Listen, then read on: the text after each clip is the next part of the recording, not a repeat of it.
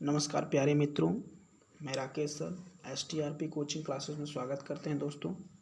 हाँ दोस्तों, अगर अभी तक आपने हमारे चैनल को सब्सक्राइब नहीं किया है दोस्तों तो ज़रूर सब्सक्राइब कर लें, जिससे कि आप तक नोटिफिकेशन पहुंच सके। ठीक है दोस्तों, तो चलिए दोस्तों चलते हैं। आज का जो हमारा टॉपिक है उस टॉपिक का नाम है दोस्तों मानव शरीर क्रिया विज्ञान। ठीक है दोस्तों, इससे संबंधित महत्वपूर्ण प्रश्नों को हम लोग देखेंगे। ठीक है दोस्तों, तो चलिए दोस्तों चलते हैं। क्वेश्चन नंबर फर्स्ट, इसमें क्या पूछा गया है, मनुष्य में कुल कितनी हड्डियां होती हैं। तो कुल कितनी हड्डियां होती हैं दोस्तों, 206। ठीक है दोस्तों, तो इसका आंसर क्या हो जाएगा, बी। अगला क्वेश्चन, नवजात शिशुओं में हड्डियों की संख्या लगभग कितनी होती है। तो कितनी होती है दोस्तों, 300।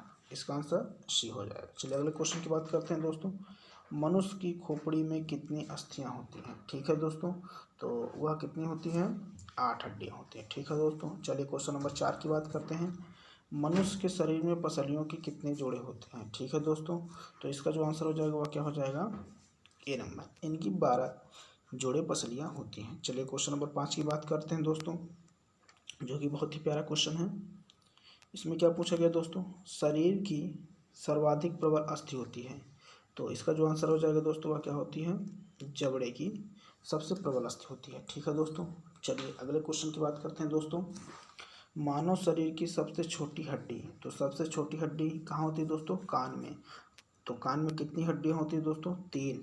ठीक है दोस्तों, जिसमें से सबसे छोटी हड्डी कौन होती है दोस्तों, स्टेपीज। ठीक है दोस्तों, चलिए दोस्तों अगले क्वेश्चन की बात करते हैं, मानव शरीर की सबसे लंबी हड्डी। ठीक है दोस्तों, कौन सी है दोस्तों, हाँ दोस्तों, फीमर है। ठीक, चलिए अगले क्वेश्चन की बात करते हैं, निम्नलिखित में से कौन मानव के पैर की हड्डी नहीं है। ठीक है दोस्तों, तो मानव की जो पैर की हड्डी है वह दोस्तों ह्यूमरस नहीं है। ठीक है दोस्तों, चलिए अगले क्वेश्चन की बात करते हैं, ह्यूमरस अस्थि पाई जाती है। तो ह्यूमरस अस्थि कहाँ पाई जाती तो दोस्तों, हाँ दोस्तों, यह हड्डी ऊपरी भुजा में पाई जाती है। कहाँ पाई जाती है दोस्तों, ऊपरी भुजा में। ठीक है दोस्तों, चलिए अगले क्वेश्चन की बात करते हैं, क्वेश्चन नंबर 10, तो जो कि बहुत ही प्यारा क्वेश्चन है,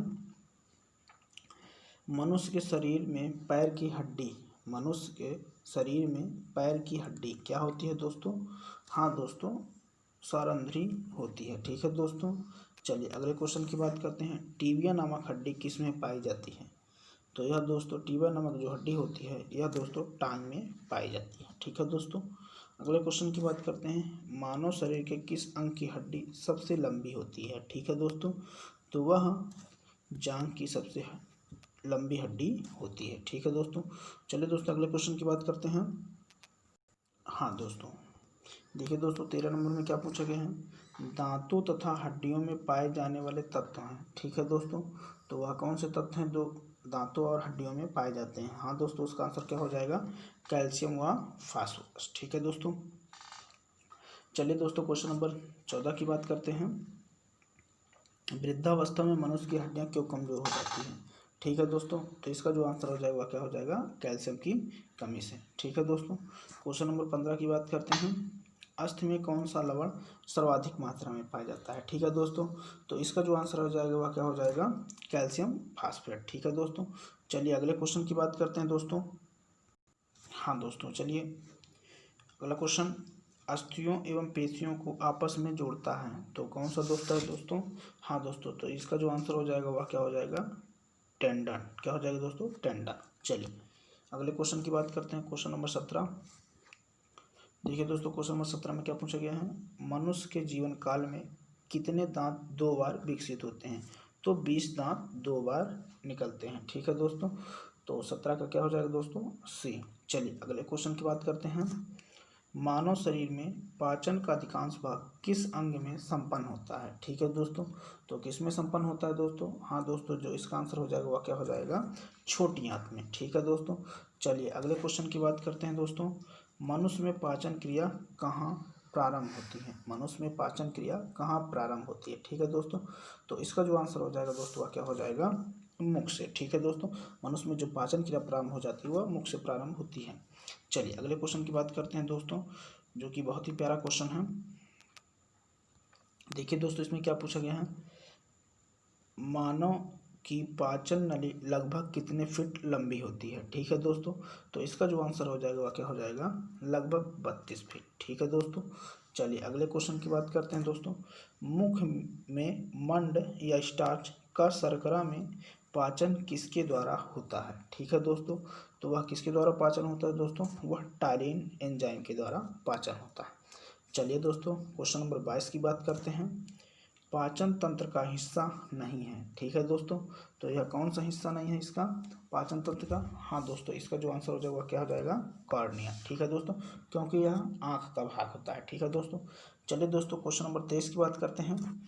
शरीर के लिए एंजाइम आवश्यक होते हैं क्योंकि, हाँ दोस्तों, इसका जो आंसर हो जाएगा वह क्या हो जाएगा, क्योंकि ये जीव रासायनिक क्रियाओं के क्या हैं, उत्प्रेरक होते हैं। ठीक है दोस्तों, चलिए दोस्तों अगले क्वेश्चन की बात करते हैं। हाँ दोस्तों, चलिए दोस्तों अगले क्वेश्चन की बात करते हैं। दुग्ध प्रोटीन को पचाने वाला, सॉरी दोस्तों, दुग्ध प्रोटीन को पचाने वाला एंजाइम है। ठीक है दोस्तों, तो वह कौन सा एंजाइम है जो दुग्ध प्रोटीन को पचाने वाला एंजाइम है। हाँ दोस्तों, वह रेनिन है। ठीक है दोस्तों, चलिए अगले क्वेश्चन की बात करते हैं। अधिकतम पोषक तत्व रक्त में कहाँ से अवशोषित किए जाते हैं। ठीक है दोस्तों, हाँ दोस्तों, तो इसका जो आंसर हो जाएगा वह कहाँ से, छोटी आंत से। ठीक है दोस्तों, चलिए अगले क्वेश्चन की बात करते हैं दोस्तों। लार में कौन सा एंजाइम पाया जाता है। ठीक है दोस्तों, तो वह टायलिन एंजाइम पाया जाता है। क्वेश्चन नंबर अब 27 की बात करते हैं दोस्तों। पेट में भोजन को पचाने के लिए निम्नलिखित में से किसकी खास आवश्यकता होती है। ठीक है दोस्तों, तो वह किसकी खास आवश्यकता होती है दोस्तों, हाँ एंजाइम की। ठीक है दोस्तों, किसकी होती है, एंजाइम की। चलिए दोस्तों चलते हैं अगले क्वेश्चन की बात करते हैं। ठीक है दोस्तों, तो आज इतना ही क्वेश्चन रखते हैं, बाकी हम लोग नेक्स्ट क्लास में हैं।